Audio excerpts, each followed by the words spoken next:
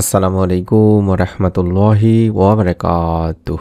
1 minute মাদ্রাসা YouTube চ্যানেলে সম্মানিত দিনী ভাই বোনেরা, আশা করছি আল্লাহ তাআলার অশেষ রহমতে আপনারা ভালো আছেন, সুস্থ আছেন। আলহামদুলিল্লাহ।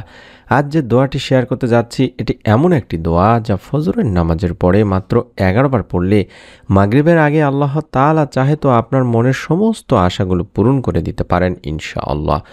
হাজারো মানুষ এই দোয়া পড়ে ফল পেয়েছেন। আপনি যদি মন থেকে পড়েন, আপনার দোরগোড়ায়ও আজই সুসংবাদ এসে দাঁড়াতে পারে ইনশাআল্লাহ। আশা করছি মনোযোগ দিয়ে আমলের নিয়তে এই ভিডিওটি অবশ্যই নিয়ত করে সম্পূর্ণ দেখবেন। আল্লাহ তাআলা নিয়তের ওসিলায় যেন আপনার মনের নেক আশা পূরণের সুসংবাদ দেন। তাই অনুরোধ করছি মনোযোগ দিয়ে ভিডিওটি সম্পূর্ণ দেখুন। প্রতিদিনের জীবনে আমরা কত আশা, কত চাওয়া নিয়ে বেঁচে থাকি। কেউ রিজিকের বরকত চান, রহমত চান, কেউ চাকরি চান, কেউ নেক সন্তান চান, সুসন্তান চান, কেউ আবার মন থেকে চাওয়া কোনো বিশেষ দোয়া কবুল হওয়ার অপেক্ষায় থাকেন। আজকের এই দোয়াটি সেই সব চাওয়ারই জন্য। এটি একটি সহজ দোয়া, কিন্তু এর ফলাফল অত্যন্ত শক্তিশালী। একজন মানুষ ছিলেন যিনি বছরের পর বছর ধরে চেষ্টা করেও জীবনে কোনো সাফল্য পাচ্ছিলেন না। একদিন একজন আলেম তাকে বললেন, ফজরের নামাজের পরে জায়নামাজে বসা অবস্থাতেই বা জায়নামাজে বসেই এই দোয়াটি মাত্র 11 বার তুমি পড়ে দেখো। দোয়া শেষ করে আল্লাহর উপর ভরসা রাখো। আল্লাহর রহমত দরজায় দাঁড়িয়ে আছে, তুমি শুধু ডাক দাও। তিনি সেদিন থেকেই দোয়াটি পড়া শুরু করলেন নিয়ত করে। মাত্র 1 সপ্তাহের মধ্যেই তার জীবনে এমন দরজা খুলে গেল যা তিনি কখনো কল্পনাও করেননি। রিজিকের পথ খুলে গেল, মানসিক সমস্যার সমাধান পেলেন, এমনকি বাড়িতেও সুসংবাদ এলো। তিনি বলেছিলেন, ফজরের পরে এই দোয়ায় আমার জীবনের মোড় ঘুরিয়ে দিয়েছে ইনশাআল্লাহ। আলহামদুলিল্লাহ। আমি আপনাদের কাছে অনুরোধ করব, যদি মনের মধ্যে এরকম বিশ্বাস নিয়ে আমল করেন, রব্বুল আলামিন আপনার চিন্তা, আপনার কল্পনার বাহিরে থেকে আপনার জন্য যেটা উত্তম, আপনি যা চাচ্ছেন তার চাইতেও বেশি ভালো, কয়েক গুণ বেশি ভালো কিছু আপনার জন্য অপেক্ষা করছে দিনী ভাই বোনেরা। তাই বিশ্বাস নিয়ে নিয়ত করে আমল করতে হয়। আজ যে দোয়া আপনাদেরকে শোনাবো বা দেখাবো, সেটি কোরআনুল কারিম থেকে নেওয়া হজরত মুসা আলাইহিস সালামের দোয়া। তাহলে বুঝতে পারছেন কতটা পাওয়ারফুল একটি দোয়া। হজরত মুসা আলাইহিস সালামের অনুসরণ ও অনুকরণে কেউ যদি আল্লাহ তাআলার কাছে চাকুরি বা কাজের জন্য অনুগ্রহ কামনা করে, সাহায্য চায়, তবে তিনি বান্দাকে তা দিতে পারেন। সুতরাং উত্তম জীবিকা লাভে বা চাকরি বা কাজের জন্য কোরআনে বর্ণিত দোয়ার আবেদনটি এভাবে আপনারা করতে পারেন, মনের নেক আশা পূরণের জন্য হলেও। রব্বি ইন্নী লিমা আনজালতা ইলাইয়া মিন খয়রিন ফাকির।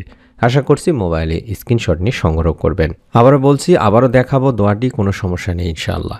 রব্বি ইন্নী লিমা আনজালতা ইলাইয়া মিন খয়রিন ফাকির। এটি নিয়ম মেনে পড়তে হবে। এই দোয়াটির অর্থই হচ্ছে, হে আমার প্রভু, হে আল্লাহ, হে আমার রব, আপনি আমার প্রতি যে কল্যাণ নাজিল করবেন, আমি তারই মুখাপেক্ষী বা আমি তারই অপেক্ষায় আছি। এই দোয়াটি আল্লাহর রহমত, রিজিক, শান্তি ও জীবনের যে কোনো আশা পূরণের জন্য অত্যন্ত শক্তিশালী একটি দোয়া। এই দোয়াটি এমন সময় পড়া হয় যখন পুরো দুনিয়ার মানুষ ঘুমিয়ে থাকে আর আল্লাহর রহমত মানুষের উপর ছায়া হয় নেমে আসে। অর্থাৎ ফজরের নামাজের পরে এই সময়টি দোয়া কবুলের উত্তম সময়। আপনারা এই সময়টিকেই দোয়া করার জন্য বা এই আমলটি করার জন্য বেছে নিতে পারেন। নবীজি করিম সাল্লাল্লাহু আলাইহি ওয়াসাল্লামও তাই বলেছেন, ফজরের সময় রিজিক বন্টন করা হয়। তাই যারা রিজিক, কাজ, সুসংবাদ, মনোবাসনা পূরণ, সম্পর্ক বা স্বাস্থ্যের জন্য দোয়া করেন, ফজরের পরের দোয়া সবচেয়ে দ্রুত কবুল হওয়ার সম্ভাবনা থাকে। এছাড়া মুসা আলাইহিস সালামের কথা বললাম যে এই দোয়াটি তিনি পড়েছিলেন যখন তিনি একদম একা, অসহায়, নিরুপায় অবস্থায় ছিলেন। একা মরুভূমিতে দাঁড়িয়ে তিনি বলেছিলেন যে, হে আল্লাহ, হে আমার রব, আপনার দেওয়া কল্যাণেরই আমি মুখাপেক্ষী বা অপেক্ষায় আছি। এবং আল্লাহ সঙ্গে সঙ্গে তার কাজ, রিজিক, নিরাপত্তা ও ভবিষ্যতের পথ খুলে দেন। আপনার ক্ষেত্রেও একই হতে পারে যদি আপনি মন থেকে পড়েন এবং আল্লাহর উপর ভরসা রাখেন। সংক্ষেপে নিয়মটি বলে দিচ্ছি। প্রথমে ফজরের নামাজ আদায় করবেন। তারপরে সালাম ফেরানোর পরে, অর্থাৎ নামাজ শেষ করার পরে জায়নামাজে বসে যাবেন। তারপরে চোখ বন্ধ করে মন শান্ত করে 3 বার দরুদ শরীফ পড়বেন। চাইলে আল্লাহুম্মা সাল্লি ওয়া সাল্লিম আলা নাবিয়িনা মুহাম্মদ, আল্লাহুম্মা সাল্লি ওয়া সাল্লিম আলা নাবিয়িনা মুহাম্মদ, আল্লাহুম্মা সাল্লি ওয়া সাল্লিম আলা নাবিয়িনা মুহাম্মদ। এই ছোট্ট দরুদটি আপনি 3 বার পড়ে নিতে পারেন। তারপরে এই দোয়াটি ধীরে সুস্থে অন্তত 11 বার পড়বেন। রব্বি ইন্নী লিমা আনজালতা ইলাইয়া মিন খয়রিন ফাকির। রব্বি ইন্নী লিমা আনজালতা ইলাইয়া মিন খয়রিন ফাকির।